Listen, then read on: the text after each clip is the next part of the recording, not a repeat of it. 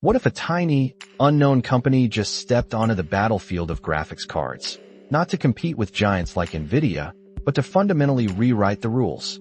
Imagine a future where your next high-end GPU consumes 80% less power than today's beasts, while delivering performance numbers that seem almost otherworldly. For years, we've watched NVIDIA and AMD duke it out for graphics card supremacy. Intel's tried to muscle in, but it's largely remained a two-horse race. Now, out of seemingly nowhere, a new contender called Bolt Graphics bursts onto the scene with a mission to make NVIDIA's upcoming RTX 5090 look, well, a little old-fashioned. They're claiming their new Zeus series offers path tracing performance 2.5 times better than NVIDIA's next flagship, all while sipping power. We're talking 80% less power consumption. Sounds like a dream, doesn't it? But, as always in tech, the devil lives in the details. To understand how Bolt Graphics even makes such claims, you need to look at their approach, which is anything but conventional. Forget what you think you know about traditional GPU architecture. At the core of their Zeus chips lies something they call the Zeus Cluster. Picture this. It's a tiny, self-contained unit that cleverly merges a single-thread processor core, a dedicated vector core, a chunk of high-speed cache, and even its own data router, all working in concert. They use a chiplet design, much like how AMD builds its Ryzen CPUs, piecing together specialized modules to create a larger, more powerful chip. The most beastly Zeus models even combine up to 4 of these chips with their input-output logic. But here's where things get really interesting, and frankly, a bit quirky.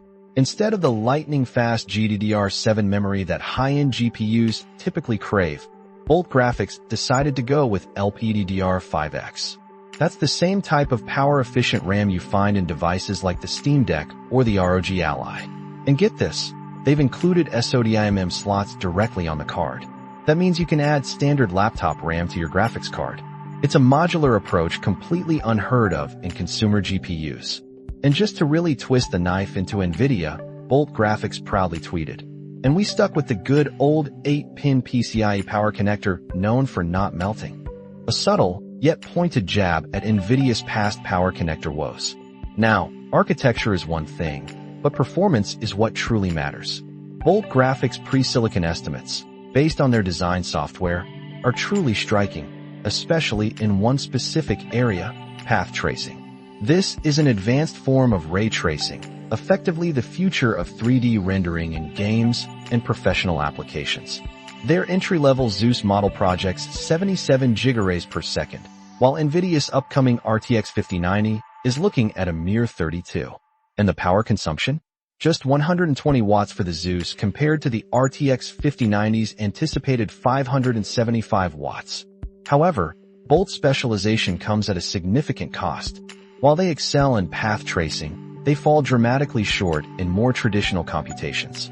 Their FP32 computing power, which powers nearly all current games and relies on compute shaders, clocks in at a paltry 10 teraflops for the entry-level model.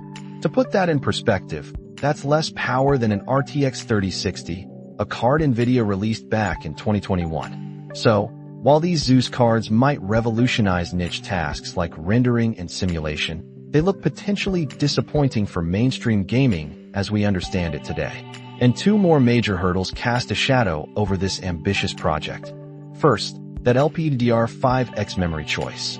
While it's efficient, it just doesn't offer the raw bandwidth of GDDR7. Even with generous on-chip cache, that memory bottleneck could become a real problem when the GPU needs to pull massive amounts of data.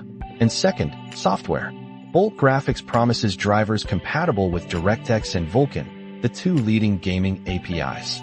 But anyone who's followed hardware knows that developing stable, high-performance graphics drivers is a truly monumental task. It's a challenge that has brought many aspiring hardware companies to their knees. While Bolt Graphics expects development kits in late 2025 and mass production in 2026, the software side of the equation remains a giant question mark. So, Bolt Graphics deserves a lot of credit for their sheer boldness and for injecting some genuinely refreshing concepts into a GPU market that desperately needs innovation.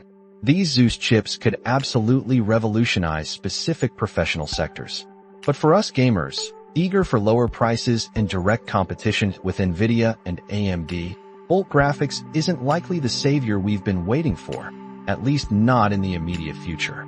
Does this kind of extreme specialization represent the true path forward for future hardware? Or will a more balanced approach continue to reign supreme? What do you think? We'd love to hear your thoughts. Make sure you hit that subscribe button and share this episode with a friend.